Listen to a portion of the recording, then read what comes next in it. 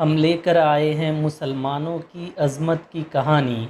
जानिए साइंस से लेकर रियाज़ी तक हर मैदान में कैसे मुसलमानों ने एक इनकलाब ला दिया था। दोस्तों, मैं हूं अकबर और आप देख रहे हैं हमारा YouTube channel talented Muslims. Talented Muslims की सीरीज़ में आज हम आपको दुनिया के एक अहम या इनकलाबी आविष्कार या इन्वेंशन के बारे में बताएंगे। वो आविष्कार जिसने दुनिया को बदल कर रख दिया, और उस चीज़ में या उस आविष्कार या उर्दू में उसे ईजाद कह ले, उसमें मुसलमानों का क्या कंट्रीब्यूशन रहा, उसके बारे में भी आज आपको बताएंगे। दोस्तों, तस्वीर देख करके ही आप समझ गए होंगे कि हम किस चीज़ की बात कर रहे हैं। ये एरोप्लेन है या हवाई जहाज़ है। एरोप्लेन या हवाई जहाज़ दुनिया के लिए एक अहम चीज़ साबित हुई, एक अहम आविष्कार साबित हुआ। इसने दुनिया को बदल कर रख दिया। क्या था कि जब तक हवाई जहाज़ का आविष्कार नहीं हुआ था, जब तक हवाई जहाज़ वजूद में नहीं आया था, तब तक अगर लोगों को सफ़र करना होता था तो उस वक्त पानी का जहाज़ या कोई दूसरे माध्यम जैसे घोड़े से, जंगलों से होकर जाते थे लोग, तो उसमें काफ़ी टाइम लगता था। बहुत से लोग तो अपने देश के अंदर के ही जो दूसरे राज्य हैं, जो दूसरी जगह हैं, उनको ही नहीं जान पाते थे, अब विदेश तो दूर की बात है। और जबकि आज का टाइम है कि लोग विदेश के बारे में भी जानते हैं, बल्कि एक ग्लोबल विलेज बन गया है। पूरी दुनिया एक प्लेटफॉर्म पे आ गई है, कहीं भी आप घंटों के अंदर जो है हवाई जहाज़ से जा सकते हैं। अब रहा ये इस हवाई जहाज़ के आविष्कार या इन्वेंशन में जो सबसे अहम रोल है, जिसके बारे में सब जानते हैं कि राइट ब्रदर्स के बारे में बहुत कुछ कहा जाता है कि राइट ब्रदर्स ने जो है हवाई जहाज़ का आविष्कार किया, या दुनिया को जहाज़ देने में, दुनिया को हवाई जहाज़ देने में जो राइट ब्रदर्स का अहम रोल है। लेकिन इस सब के बीच एक आदमी को भुला दिया जाता है। साइंस या टेक्नोलॉजी की बात करें तो उसमें क्या होता है कि आइडिया भी बहुत अहमियत रखता है। जैसे पहले कोई आदमी एक आइडिया रखता है, फिर उस आइडिया में इम्प्रूवमेंट होता है, कई स्टेप के इम्प्रूवमेंट के बाद वो और बेहतर होता है। तो ठीक यही हवाई जहाज़ का भी है। हवाई जहाज़ कोई रातों रात राइट ब्रदर्स ने बना करके नहीं रख दी, या आज हमारे सामने जो हवाई जहाज़ का फॉर्म है वो रातों रात नहीं बना, वो स्टेप बाय स्टेप इम्प्रूवमेंट होता रहा, यानी उसमें बेहतरी होती रही। तो ठीक इसका इस सब के बीच यानी कि जो सबसे अहम नाम है उसको भुला दिया जाता है। वो है अब्बास इब्ने फरनास। अब्बास इब्ने फरनास कौन थे, पहले उनको जान लेते हैं, फिर उनके कंट्रीब्यूशन के बारे में हम जानेंगे। दोस्तों, ये मैप जो देख रहे हैं ना आप, ये स्पेन का मैप है। स्पेन यानी कि एक टाइम में मुसलमानों की हुकूमत का एक अहम सेंटर हुआ करता था, और उसमें भी कार्डोबा खास अहमियत रखता था।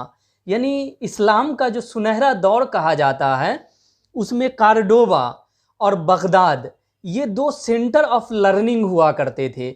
यानी जितनी भी इस्लामी दौर में साइंस टेक्नोलॉजी वगैरह थी, उसका जितना डेवलपमेंट हुआ वो बगदाद या कार्डोबा में हुआ।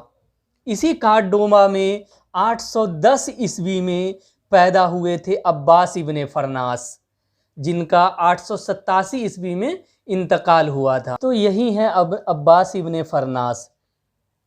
अब्बास इब्ने फरनास को पॉलीमैथ कहा जाता है। यानी पॉलीमैथ वो इंसान होता है जो कोई एक सब्जेक्ट पे ही एक्सपर्टाइज नहीं रखता हो, वो कई सब्जेक्ट पे महारत रखता है। इसी तरह अब्बास इब्ने फरनास थे। मैथ्स, केमिस्ट्री, मेडिकल साइंस और म्यूज़िक, एविएशन, यानी कि कई फील्डों में इनको एक्सपर्टाइज हासिल थी। ये इंजीनियर अगर थे तो डॉक्टर कह लीजिए, या फिजिशियन भी थे उतने ही अच्छे। ये एक अच्छे जो म्यूजिशियन भी थे। तो कहने का मतलब यानी ये पॉलीमैथ थे, इनका एक साथ कई सब्जेक्ट पर कमांड था। जहाँ तक हवाई जहाज़ के बारे में है, उड़ान भरने के बारे में है, हवा में उड़ान भरने के बारे में है, उसमें अब्बास इब्ने फरनास का अहम रोल रहा है। का लैटिन नाम या लैटिन में जो इनका नाम इस्तेमाल किया गया है वो अरमन फरमन है। इस नाम को वेस्ट के यानी मगरिबी दुनिया के कुछ हिस्टोरियन ने गलत समझ लिया और उनको लगा कि अरमन फरमन कोई दूसरा आदमी था।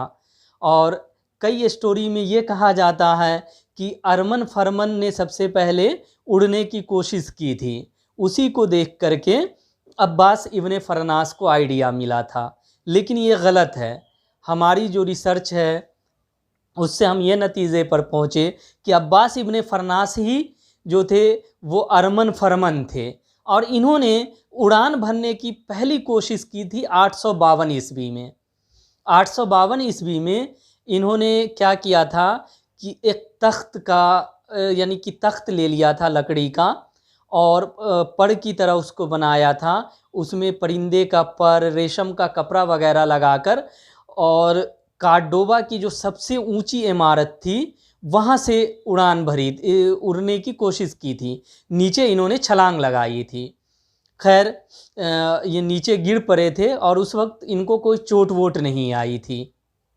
और इन्होंने जो बनाया था वो एक ग्लाइडर या पैराशूट की शक्ल में था। ये भी कहा जाता है कि इन्होंने जो विंग्स यानी कि चिड़िया वगैरह का पंख लेकर के जो स्ट्रक्चर बनाया था वही दुनिया का पहला पैराशूट था, और उसी से पैराशूट का आइडिया आया था। यानी 852 ईस्वी में इनका पहला उड़ान भरना था।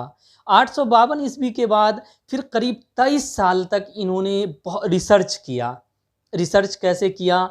जो बर्ड्स हैं, चिड़िया है, चिड़ियाओं के उड़ने को देखा, उनको उड़ान भरते देखा, उनके उड़ान का पैटर्न देखा कि कैसे वो उड़ान भरती हैं। फिर 23 साल के बाद इन्होंने ऐलान किया कि वो भी उड़ान भरेंगे, यानी कि वो भी उड़ कर दिखाएंगे। बहुत से लोगों को लगा कि ये मजाक कर रहा है, तो कई लोग बुराई भी कर रहे थे, कह रहे थे कि गिर जाएगा, मर जाएगा। खैर तस्वीर आप देख रहे हैं, इस तरीके का इन्होंने स्ट्रक्चर बनाया।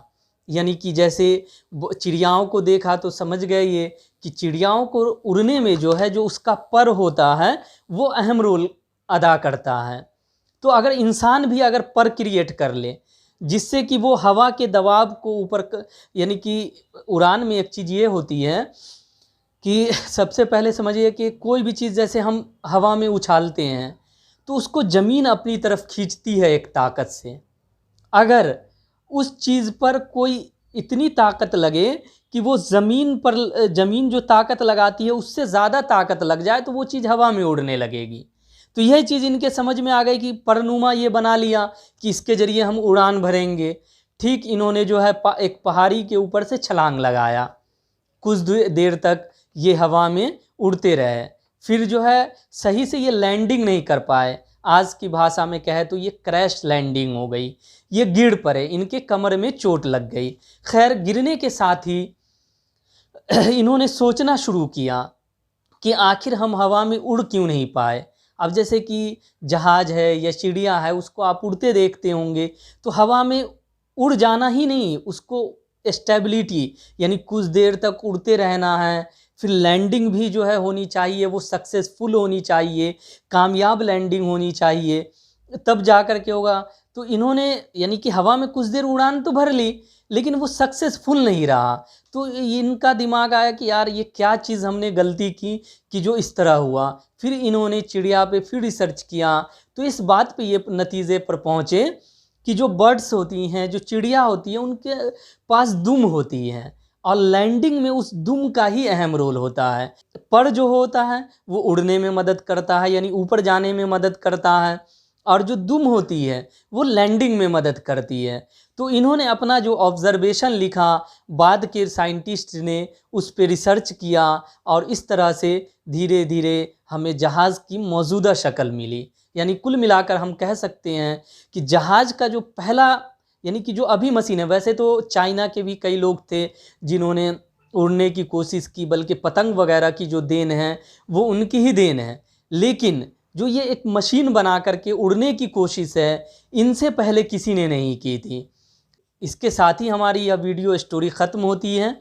यह स्टोरी आपको कैसी लगी हमें कमेंट करके ज़रूर बताइए। साथ ही हमारे चैनल को अगर सब्सक्राइब करेंगे तो हमारा हौसला बढ़ेगा और इस तरीके के और वीडियो आपको देखने को मिलेंगे। साथ में हमारे या चैनल के पे जो बेल का आइकन है उसको भी प्रेस कर दे ताकि हमारे